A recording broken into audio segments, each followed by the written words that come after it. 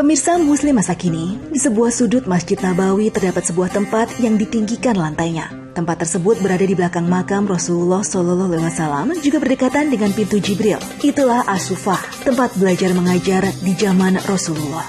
Murid dari As-Sufah adalah mereka yang tidak mempunyai pekerjaan dan datang dari luar kota Madinah. Kedatangan mereka ke Madinah semata-mata untuk mempelajari ilmu dari Rasulullah SAW. Mereka juga sering menjadi tamu para sahabat. Di antara para sahabat yang termasuk ke dalam golongan ahli sufah adalah Abu Hurairah radhiyallahu anhu.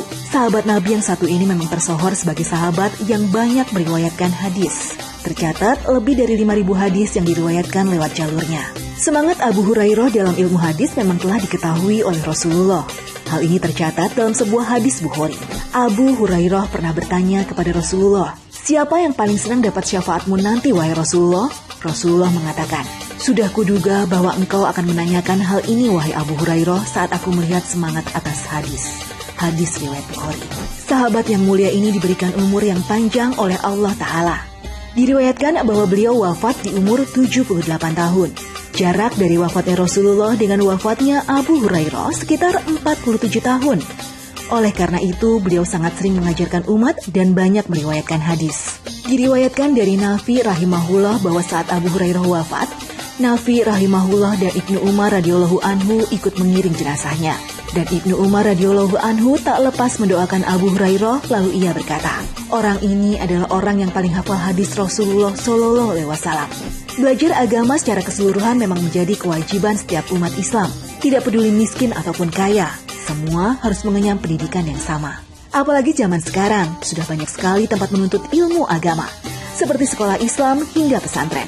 Bicara soal pesantren, hari ini saya akan bertandang ke salah satu pesantren di bilangan Pondok Cabe, Tangerang Selatan. Assalamualaikum warahmatullahi wabarakatuh. Pemirsa Jua TV, gimana kabarnya? Senang banget ya kita ketemu lagi di program Muslim Masa Kini.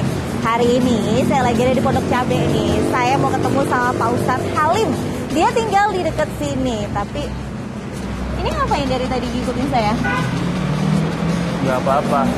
Mbak mau ketemu Ustadz Halim kan? Iya.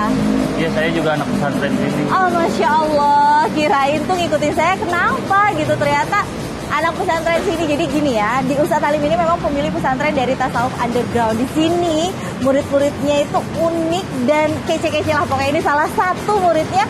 Ya udah, kalau kayak gitu kita bakalan belajar di Tasawuf Underground bareng sama teman-teman saya kayak gini. Kayak gimana seru dan uniknya. Ke atas, yuk temenin aku yuk, ke atas yuk. Jangan heran melihat orang bertato di pesantren ini ya, karena pesantren Tasawuf Underground ini diperuntukkan bagi mereka anak jalanan dan anak-anak pang yang ingin hijrah kembali ke jalan Allah. Tasawuf Underground diprakarsai oleh seorang ustadz dan juga dosen, yaitu Halim Ambia. Dia terpanggil membuat pergerakan mengaji di jalanan karena melihat banyaknya anak jalanan serta anak pang yang tidak memiliki tempat untuk mengenal agama. Dimulai dari kolong jembatan di bilangan Tebet, Jakarta Selatan, hingga akhirnya menyewa sebuah ruko untuk dijadikan pesantren dan rumah usaha. Harapannya sederhana, agar anak-anak jalanan ini dan anak pang yang sudah hijrah ini tidak kembali ke komunitas mereka. Pemirsa, mumpung saya sedang berada di pesantren Tasawuf Underground, yuk kita ngobrol langsung dengan pendiri dari Tasawuf Underground ini, yakni Ustadz Halim Ambia.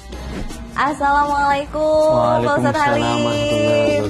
Masya Allah, gimana kabarnya Pak Ustadz? Alhamdulillah baik. Alhamdulillah baik. Alhamdulillah juga nih saya akhirnya bisa mampir ke pesantren Tasawuf Underground yang udah lama banget saya pengen mampir tapi belum sempet.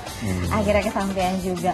Pak Ustadz, ini tuh saya tadi udah ketemu sama teman-teman yang pesantren di sini.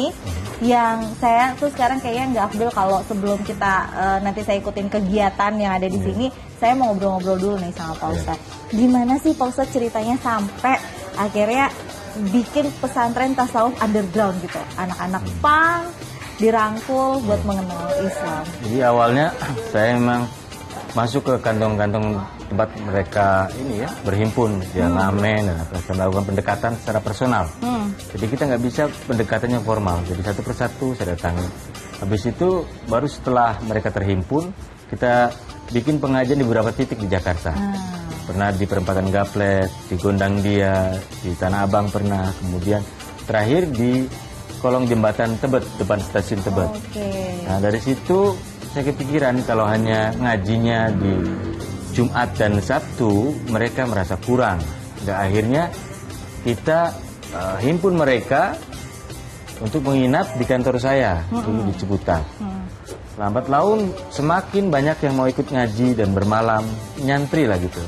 Ya akhirnya kita sewa ruko di sini ini.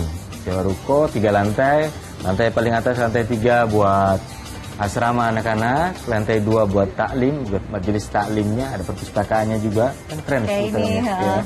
Lalu di bawah untuk ruang usaha mereka. Jadi kita ada usaha laundry kiloan, ada angkringan, ada sop buah. Lalu kita juga bikin ini sablon digital, sablon kaos buat anak-anak. Oke. Dulu inget gak pertama kali ngedeketin mereka pakai cara gimana? Jadi gini awalnya. Jadi saya melihat mereka lagi pada ngopi segelas berlima. Saya coba bismillah. Saya pikir penjahat sehebat apapun pasti dia punya sahabat kan. Kalau saya hadir sebagai sahabat pasti selesai masalah. Ternyata benar. Jadi begitu saya menghampiri mereka, saya say hello, saya mengenalkan diri sebagai penulis waktu itu. Habis itu saya minta kopi dia. Kopi, saya serobot, kopi, langsung minum dari gelas yang sama. Gelas bareng-bareng gitu ya? Bareng-bareng gitu. Ternyata itu reaksinya bagus sekali. Jadi ngeliat, oh mungkin ini orang bersahabat gitu.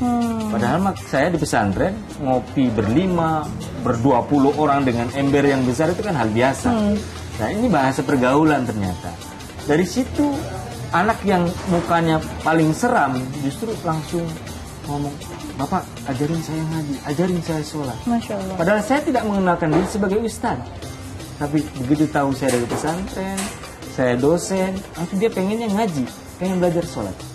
Dan habis itu, malam itu juga 15 orang datang ke rumah saya untuk sholat.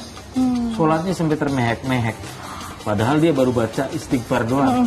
Jadi dia nggak hafal Al-Fatihah, dia nggak hafal doa kita, hanya dengan istighfar. Dia termehek-mehek. Lalu pertanyaan yang membelalakan mata saya. Itu dia sujud. Selesai sujud, dia selesai. Ustaz, kenapa ya? Saat saya sujud, saya berbisik pada bumi, tapi terdengar hingga ke langit ini. Gimana saya gak kaget sih? Orangnya serem, pang, tapi kok hatinya pink gitu. Ini Masya Allah sekali obrolan kita sekarang. Nanti saya boleh nggak sih Ustadz? Kan ini kita cuma ngobrol berdua. Tadi saya udah ketemu sama teman-teman di bawah, tapi mereka lagi sibuk beraktivitas. Nanti pas kalau lagi ngaji, lagi hafalan hadis dan segala macam, saya boleh ikutan nggak? Boleh. Masya Allah, ya udah kalau kayak gitu berarti ini kita siap-siap. Abis ini juga mau sholat dulu kan ya?